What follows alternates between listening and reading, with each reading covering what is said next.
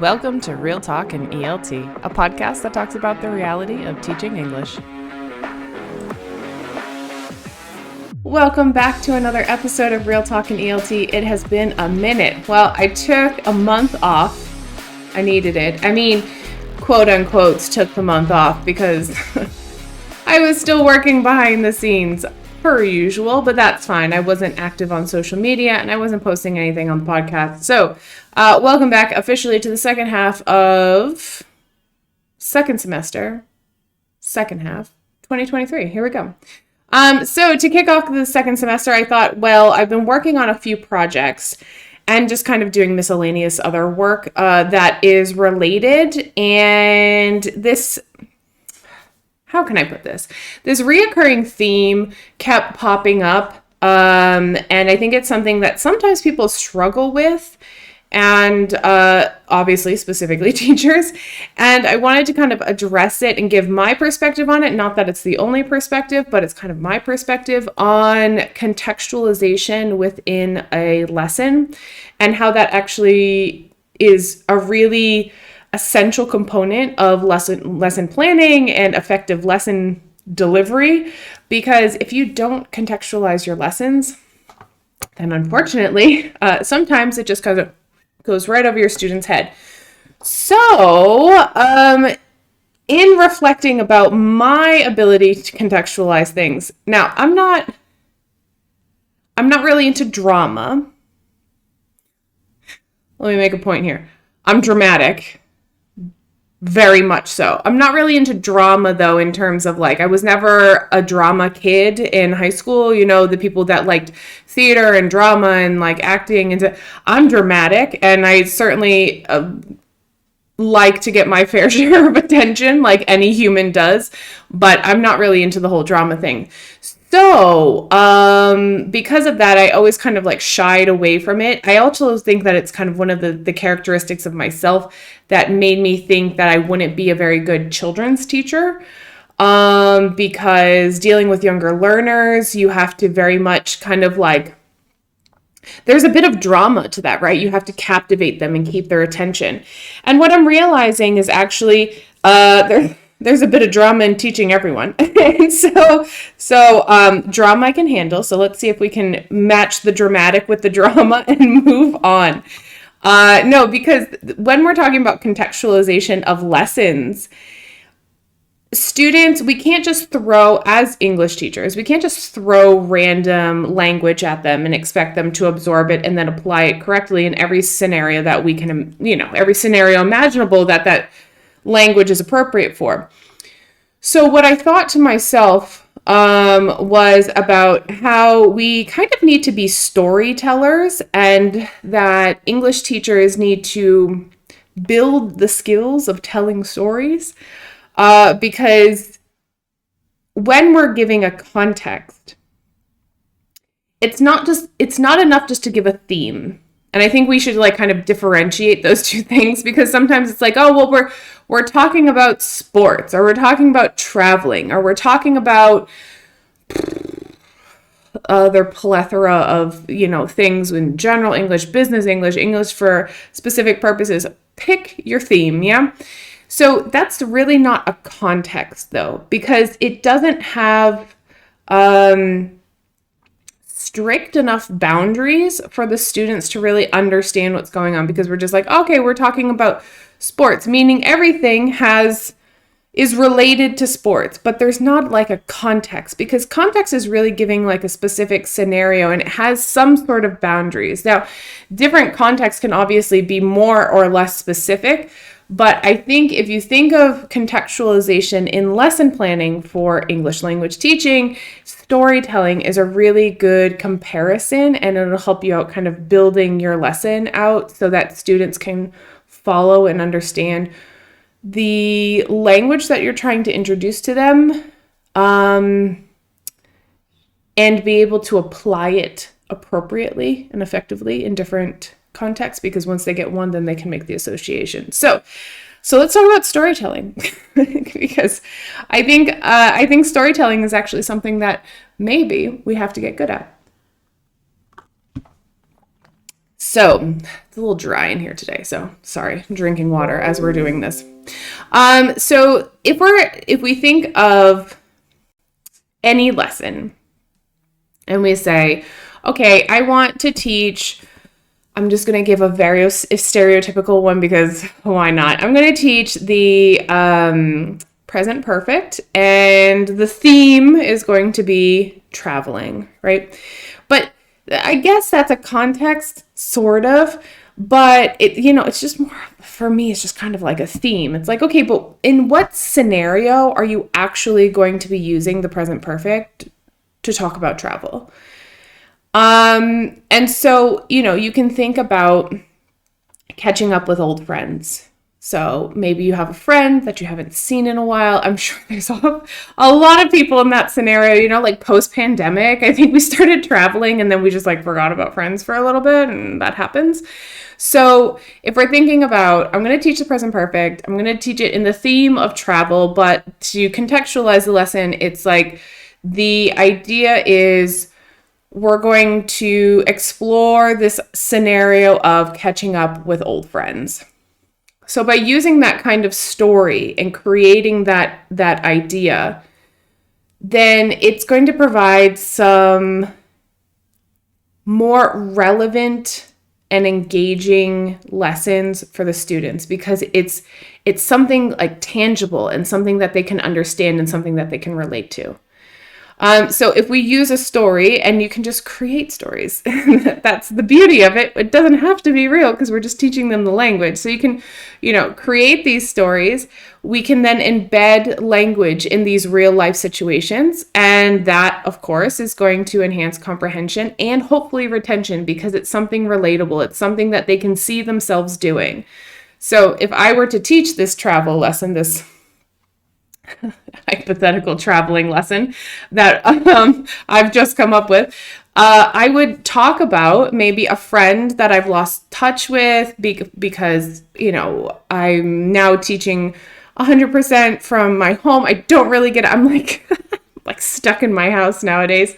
So I'm stuck in my house. I go out for some events, but I don't really see and interact with my friends as much as I used to. And so I scheduled this coffee meeting at a local bakery nearby that me and my friend can reunite and have a chat about.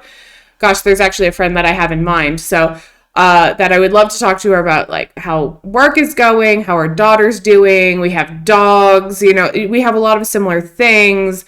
I want to ask about her family, her mom, her sister who lives abroad, those are the things that I want to ask about. And so present perfect would be kind of good because we can talk about travel. She travels a lot because of her work. I travel a bit because of my work and because of my family. She travels also with her family. So it's something relatable. So when we create these stories too, the interesting thing is not only are we providing this really tangible, real life, something that the students can kind of hold on to and they can grasp it a little bit. We're also able, because we have creative license with our stories, to expose the students to different cultures. So they can then have a little bit more empathy for different cultures, and they can see how this goes, how interactions between different people go. So if you for example, I'm American, and so typically interactions with me are interesting. I'm just gonna say that. No, it's that I am very blunt, and it's my personality too. But I think it's also a little bit the culture that I grew up in. I'm a little blunt. According to my husband and my mother, it can be taken as rude sometimes. And do you know what I mean? And I just kind of cut to the chase, and I don't like a lot of the blah, blah, blah. And I just really, want to get to the point and have deeper conversation. And I'm not very good at super superficial conversations, to be honest.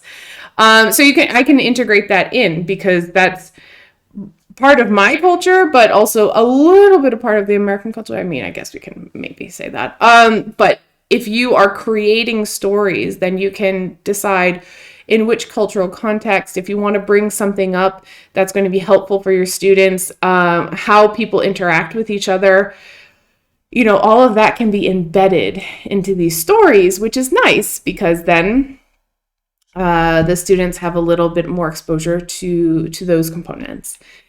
So also, because they are kind of following this story I'm going to go back to lesson planning a little bit. So I've got this scenario of me and my friend hanging out in the cafe and we're having coffee. I want to take that and stretch that interaction throughout my lesson, because then you're scaffolding the story so it makes sense, and then you can build your activities off of it. So how can you do this? Well, first you have a lead-in, so a couple questions, make them communicative, have your students talk to each other if it's in a group, or have them talk to you, just to really kind of activate their prior knowledge and what they know about a specific topic. In this scenario, you can have a question, simple question like, how long has it been since you've caught up with your friend? Or you can have a picture of two friends at a cafe having coffee or something like that, just to kind of get them into the scenario and get them thinking about this possible story that we're going to tell them. Then, depending on which framework you want to use for your lesson, right? So then, at some point, we're going to have the language presented, and how I would do that is either having a conversation, like a transcript of a conversation, or you can have a video if you find a really good video clip online. There's a ton of them. You can pull something off of a movie, you can create your own. There's awesome artificial intelligence that now helps us to do a ton of things like ChatGPT or Twee or any of those tools. So create something, a text, whether it's going to be audio or like a written text that they're going to kind of dig into, just to kind of present the language. I like presenting the language. I know that people don't like PPP. I tend to go to it a lot, though. I know they say, well, I like to do task-based. And it's like, well, if you do weekend task-based, you're really just doing kind of glorified PPP. Hate to burst anybody's bubble there, but, So anyways, I tend to like to present language and have students then pick out the language and analyze it a little bit more. I find it works best for me. It might not work best for everybody else, but you can do as you wish. And then for all of if I'm introducing language, then we're going to have a series of practice activities or tasks. And how I would do it is I would give them part of a hypothetical interaction between me and my friend. And then I would build on that interaction with every single component. So controlled practice would be obviously controlled practice so that they have to use the target language, but it would be the next segment of our conversation. Do you know what I mean? So I'm going to give them the first one to introduce the language. I'm going to clarify the language because I'm just going to use PPP here. So I'm going to use the first presentation, then I'm going to clarify it. And then the first controlled practice, I'm just going to give them a continuation of that chat, but moving on to different topics because it's just a continuation. So gap fill, matching, correcting sentences, true or false based on the previous, however you want to do it. But I would just do a continuation of that conversation.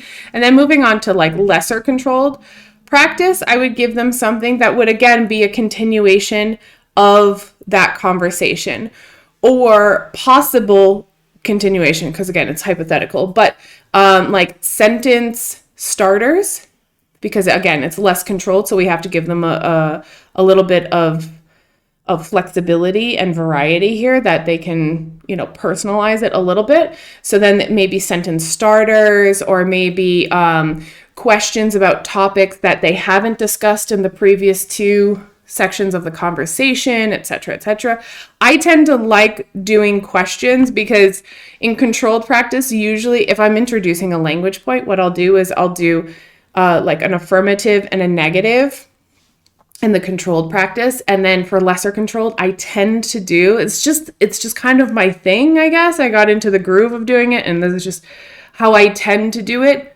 Not always, but then I usually have like prompts where they either finish sentence starters or create questions, because then I tend to use those from the less controlled practice for the freer practice and then put it into some sort of task. So then if they finish sentence starters, then for the freer practice, I would like them to use those sentence starters to continue the conversation as if they were having the conversation with their two friends. And they have to ask, I usually make some arbitrary rule, like, okay, so if you say this sentence starter, then you need to ask your partner about it, and you need to include 2 more additional questions to get more information. Something like that. Like I usually create these, rules or whatever, but they have to do something with it.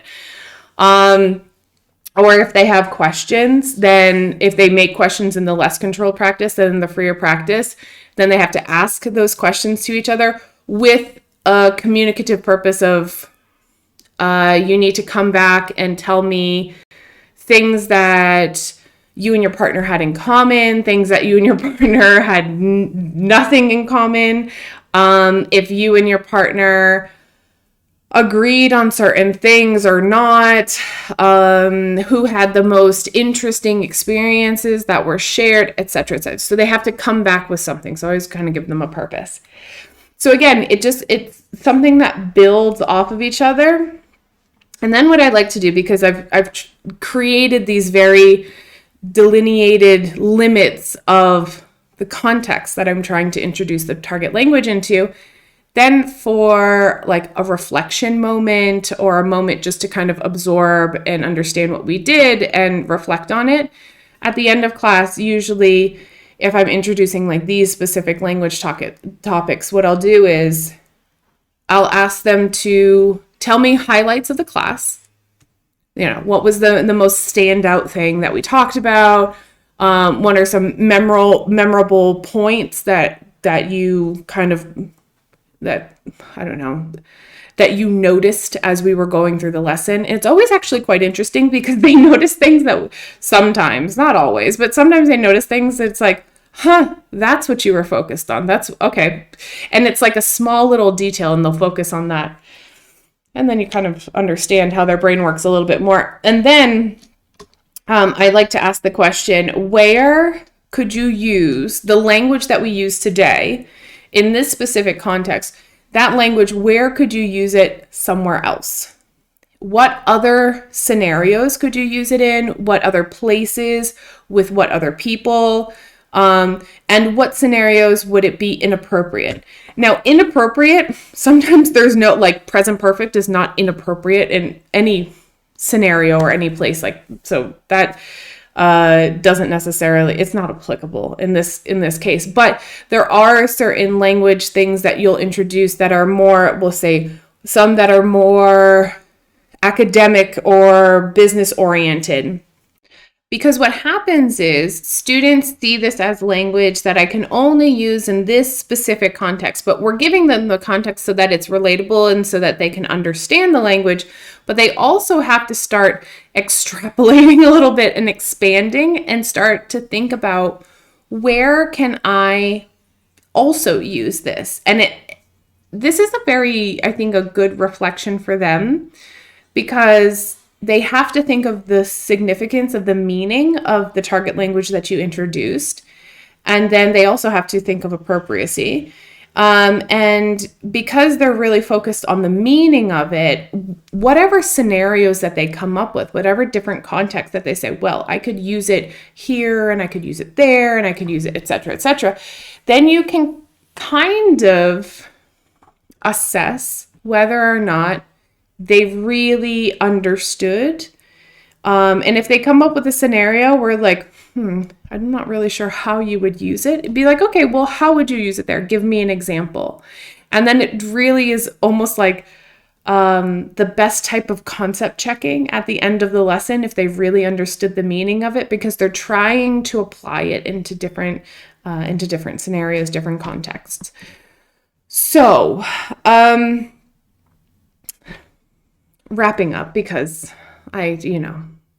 we'll just make these podcasts a little bit shorter to make it easier on everybody's ears. So I really do think that storytelling encourages kind of like this nice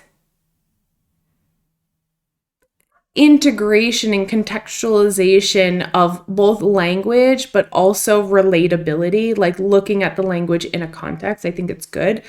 They obviously, stories naturally just kind of have language skills, and it kind of promotes this development of the students trying to understand different scenarios, but then also apply it in other ones if you take my suggestion for the end. And it also kind of allows, if you set up your lessons where they have to continue the story, or, kind of complete the story, or make the story their own, they have to personalize it. Let's say you give them a task-based lesson where they have to role play meeting up with an old friend or something like that. It really allows you to assess and gauge the comprehension of the specific target language that you're trying to introduce. And I just think it's kind of like fun and motivating. Typically, I like to use stories that are real. More or less. Like I don't like to make like fabricated fantasy stories unless the students specifically are into that. Like everyday things that happen to me, or kind of modify something so that the language is appropriate, and different types of scenarios. But it's kind of like this, my students know a lot about me, because a lot of the stories that I use to introduce the language are just me telling the story of interactions that I've had. So yes, I used to think that storytelling and the drama of the arts and the theater and all of that, it was just not for me. I'm a dramatic person, but I'm not a drama person. But it was a realization recently that you do, as a teacher, not have to, but you might want to investigate storytelling. And there's a bunch of YouTube videos and TED Talks and all sorts of, there's like the online courses and all sorts of stuff that you can get into about storytelling to kind of improve your storytelling skills, because the more engaging and interactive and interesting the story is, the students will probably really want to engage in the activities afterwards, because they're involved in the story now.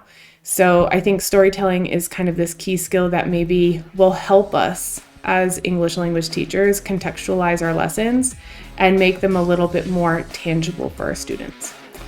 That's it for today. I'll be back with more, and I hope to see you all soon. Thanks for tuning in to another episode of Real Talk and ELT. Want to join the conversation? Head on over to Instagram at Kelly Cuddington ELT and send me a message. Be sure to subscribe to my YouTube or Spotify channel to stay up to date, and of course, take care of yourself, your health, your vibe, and your tribe. Until next time.